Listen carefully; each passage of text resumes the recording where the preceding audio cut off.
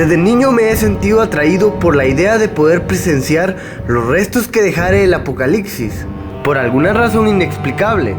A lo largo de la historia, ciudades y sociedades crecen y se desvanecen, dejando ruinas y pedazos de los recuerdos de la gente. Lo que queda de la vida de las personas es lo que me interesa.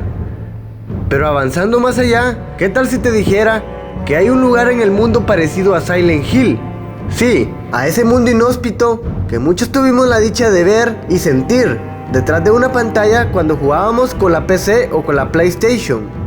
Hoy les contaré la misteriosa historia detrás del pueblo olvidado llamado Centralia, un pueblo que yace ante las mismísimas puertas del infierno.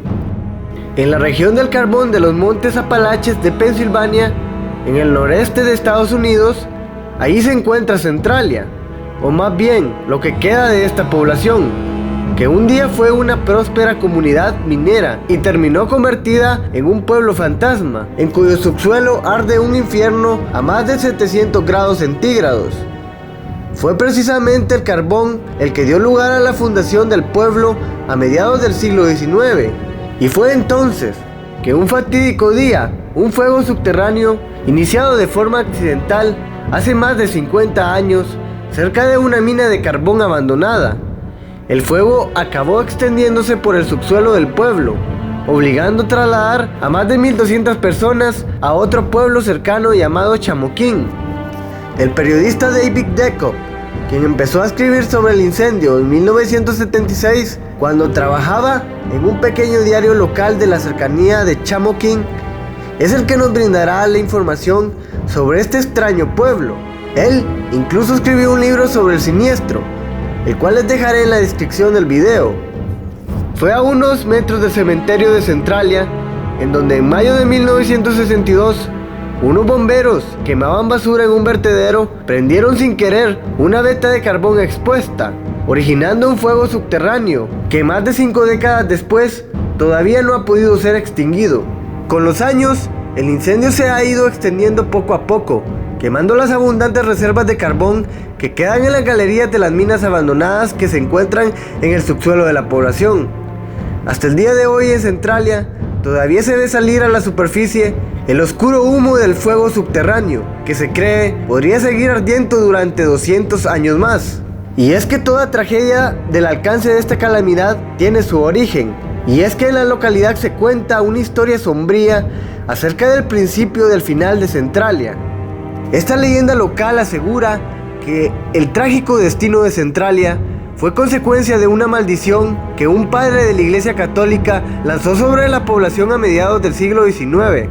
En esa época, los miembros de los Molly Maguires, una sociedad secreta de mineros irlandeses que luchaban contra los propietarios de las minas y su explotación empleando la violencia, tenían atemorizados a los habitantes de la región del carbón de Pensilvania. A esta asociación ilícita se les atribuyó el asesinato de Alexander Rea, nada más y nada menos que el padre y fundador de Centralia. El cura de la parroquia católica del pueblo, el padre Daniel Ignatius McDermott, denunció desde el púlpito las actividades criminales de los Maguires, y esto, en represalia, le propinaron una grave y brutal paliza. Tras este fatídico incidente, cuenta la leyenda que el padre McDermott lanzó una maldición sobre Centralia, asegurando que llegaría el día en que tan solo quedaría en pie la iglesia de San Ignacio. Aunque esa iglesia no fue la última en ser derribada en Centralia, sí desapareció muchos años después de que la mayoría de las casas de la localidad hubieran sido derribadas, cumpliendo así parte de la macabra profecía del padre. Cuando el fuego se inició en 1962, Centralia, como gran parte de los pueblos de esta región, estaba en pleno declive económico, después de que las minas fueran cerradas a causa del abandono del carbón en favor del gas y del petróleo. Durante años, el incendio pasó desapercibido, pero a fines de los años 70 empezaron a hacerse evidentes los riesgos que este presentaba, debido a la gran cantidad de gases tóxicos que surgían del subsuelo y de los socavones que aparecían en el terreno y que hacían peligrar la integridad de las construcciones de la localidad. En 1979 tuvieron que cerrar la gasolinera del pueblo porque el fuego estaba calentando peligrosamente los tanques de combustible subterráneos. Luego los gases tóxicos empezaron a penetrar en el interior de las casas y las autoridades instalaron las primeras alarmas de gas. A lo largo de las décadas, los residentes locales y las autoridades llevaron a cabo numerosos intentos de apagar el fuego. Además de la poca efectividad de estos intentos, estos fracasaron. El incidente que acabó por definir el futuro de Centralia ocurrió allí en 1981, mientras el niño de 12 años, Todd Domboski, atravesaba el jardín de un vecino, se abrió bajo sus pies un agujero de decenas de metros de profundidad. El niño pudo agarrarse a unas raíces hasta que fue rescatado por su primo. Este niño tuvo la suerte de no morir asfixiado por los gases. Ese evento atrajo la atención de medios de todo el mundo e hizo que se desatara una agria batalla entre los habitantes de Centralia, que acabaron divididos en dos grupos. Por un lado, los partidarios de abandonar el pueblo, y por otro, los que no querían marcharse. Finalmente, en 1983, se celebró un referendo en el que por una mayoría de 2/3 los habitantes de Centralia votaron a favor del traslado. El Congreso de los Estados Unidos destinó una partida de 42 millones para comprar todas las casas, demolerlas y reubicar a los vecinos. Cerca de 500 edificios fueron derribados y más de 1000 personas se mudaron a las poblaciones cercanas. Después del traslado, hubo un tiempo en el que habían 50 personas en Centralia, pero en 1992 el estado de Pensilvania decretó la expropiación de las viviendas que quedaban en pie. Con los años, muchos murieron y otros se mudaron. Ahora, tan solo existen 8 personas habitando Centralia. Los actuales habitantes de Centralia aseguran que el fuego no representa un peligro y acusan a las autoridades de tener un plan para vender a compañías mineras el carbón que hay en el terreno sobre el que se asienta la población. El puñado de casas que no fueron derribadas aparecen huérfanas en la lejanía, con sus jardines bien cuidados, adornados con banderas e imágenes religiosas.